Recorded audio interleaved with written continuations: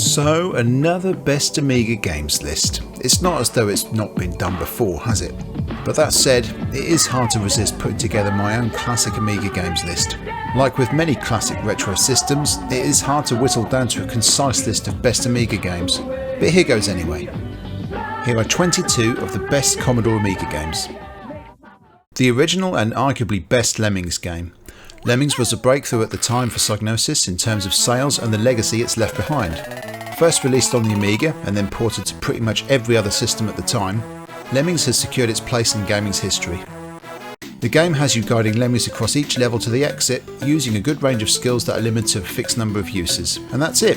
Easy to pick up with a good learning curve. And that is the beauty of this game. The perfect balance of challenge and fun with excellent visuals and music to entertain you. One of the best Amiga games without a doubt. A futuristic blend of sports which culminate in the cyberpunk game of Speedball. Sequel to the original Speedball game, Speedball 2 Brutal Deluxe has a much more zoomed in field of view, now with 9 players on your team rather than the original 5. The action is fast and challenging as you try to beat down opponents and steal the ball from them. Speedball 2 has some excellent visuals, music and sound. The ambient sounds in games such as the announcer, crowd noise and ice cream sellers make this game immediately identifiable from the audio alone. A really great game in both single and multiplayer. The sequel to the original isometric racer, Skidmarks 2 gives you more of the same, but more of it. As well as a good selection of quirky vehicles, it also brings improvements such as increasing multiplayer up to 4 players simultaneously on AGA Amigas.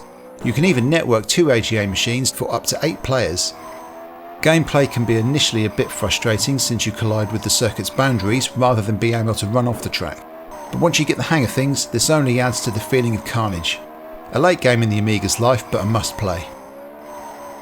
Another World is a cinematic action-adventure game and a true Amiga classic. You play as Lester, a physicist who is teleported to an alien planet when the particle accelerator he's working on is struck by lightning. Waking up locked in a cage, the aim is to then escape and get out of the prison camp you've been placed in. A very simple premise, but made very gripping by the excellent soundtrack and cinematic environments.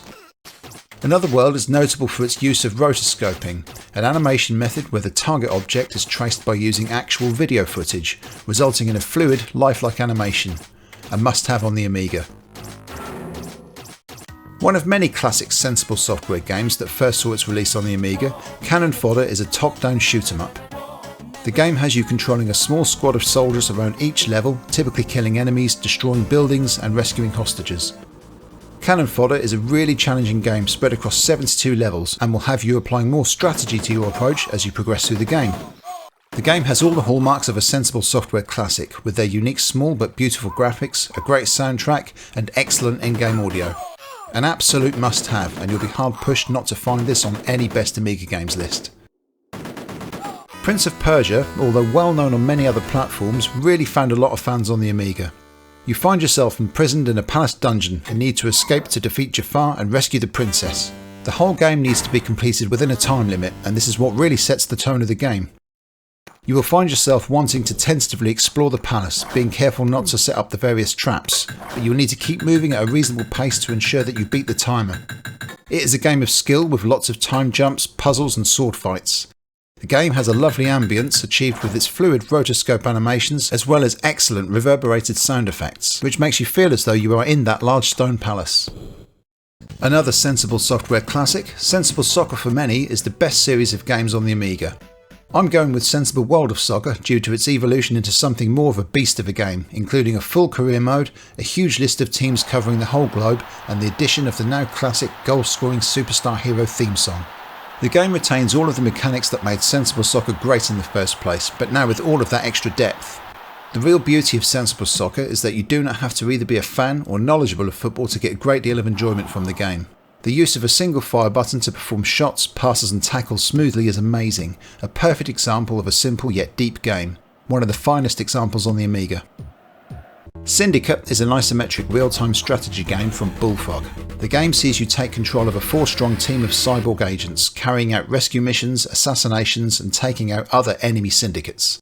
There are many aspects to the game, such as carrying out R&D of upgrades and weapons for your team, managing tax levels for territories you've taken over, whilst making sure that these territories do not revolt against you. The The game has some really nice features, including the Persuadertron, which can be used to recruit and gain control of other people in the game. Syndicate is a really nice RTS game for the Amiga and should definitely be given a look. A lesser known game, as it was released relatively late in the Amiga's life and only received one port onto the Sega Mega Drive. Wiz and Liz is a platform game which takes place across 8 different worlds where you rescue the rabbits that have been taken away by a spell that has gone wrong. You can either play as Wiz or Liz, running across each level collecting the rabbits before the timer runs out. Rabbits then release a letter which spell out a magic word. Once this has been spelt, the player has to collect the remaining rabbits to unlock the exit. There is also a 2-player mode to add to the fast-paced action. Stunt Car Racer is a 3D racing game by Jeff Crammond where you race a dragster-style car across a number of elevated tracks. Stunt Car Racer is renowned for its realistic physics and challenging gameplay, which sees your car flung into the air by various jumps and cambered corners. There are 8 tracks to choose from, as well as a league mode where you race against an opponent on each track, trying to progress through the 4 divisions. You can even race against a friend on their own Amiga via a null modem cable. Not only that, Amiga users can actually link Stunt Car Racer with those who own an Atari ST for cross-platform multiplayer. Released in 1993, the Chaos Engine is a well-revered title on the Amiga, another game which first launched on the system. The Chaos Engine is a top-down view run-and-gun game where you can choose one of 6 characters to work through the game to defeat Baron Fortesque and his Chaos Engine. All the characters have unique strengths and weaknesses and each come at their own price to hire. You play through each level collecting power-ups, coins and keys, working through the maze-like levels. To progress to the next level, the nodes on each stage have to be activated by shooting at them to unlock the exit.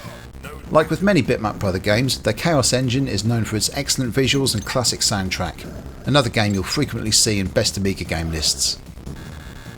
The sequel to Pinball Dreams by Digital Illusions. Pinball Fantasies again has 4 different themed tables to play. I personally prefer this over Pinball Dreams because of the 4 tables available, although there's very little between the 2 games in terms of enjoyment and game mechanics.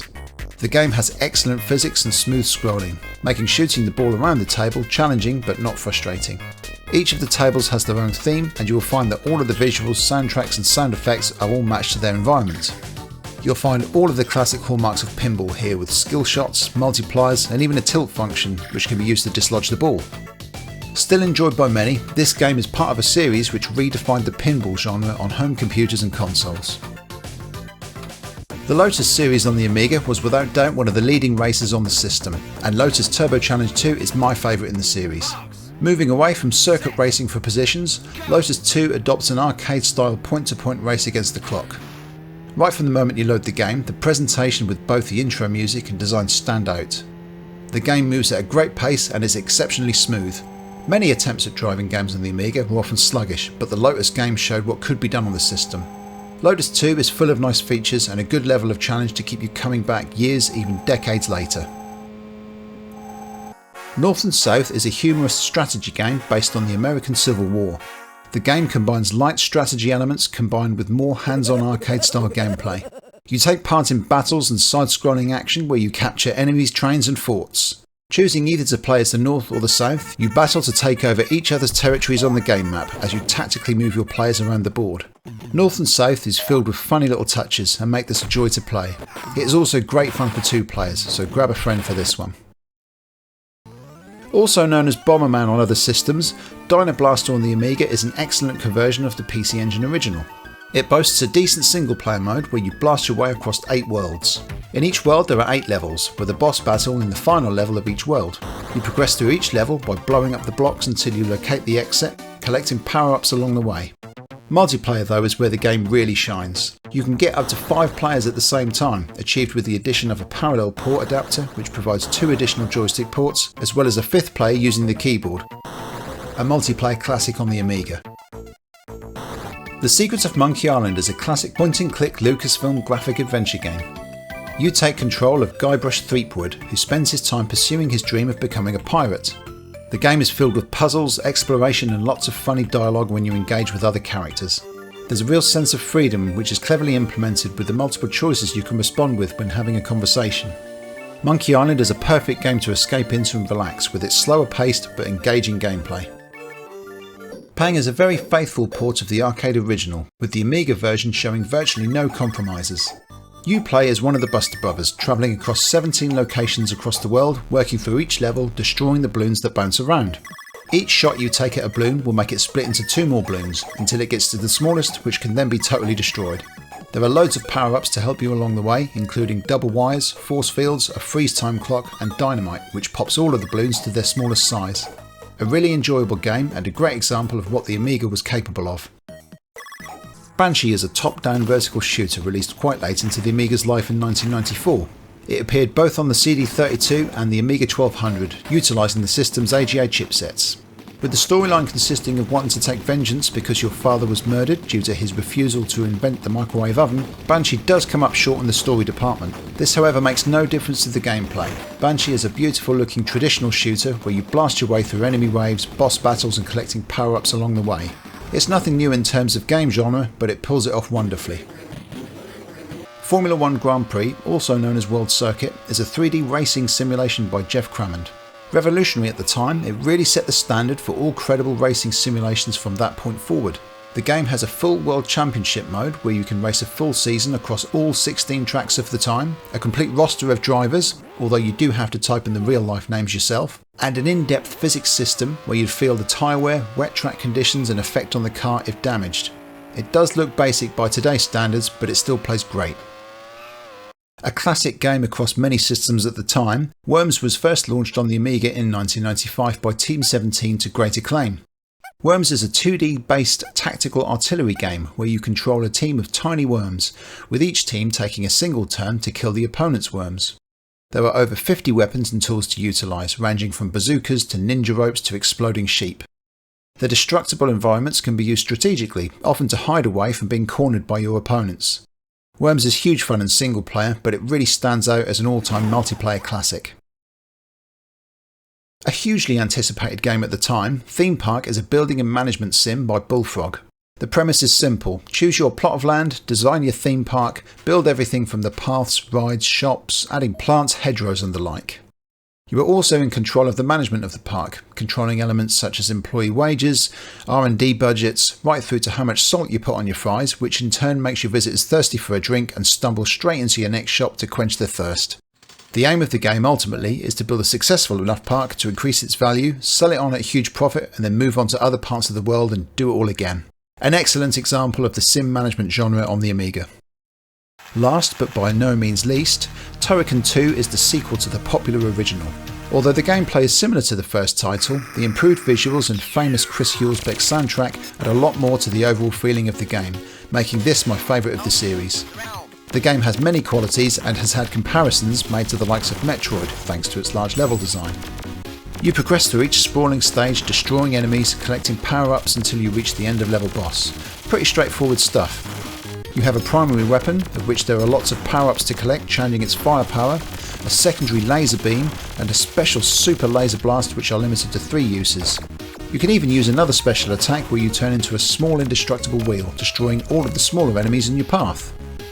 The game is a very tricky one, but certainly something you will still want to come back to.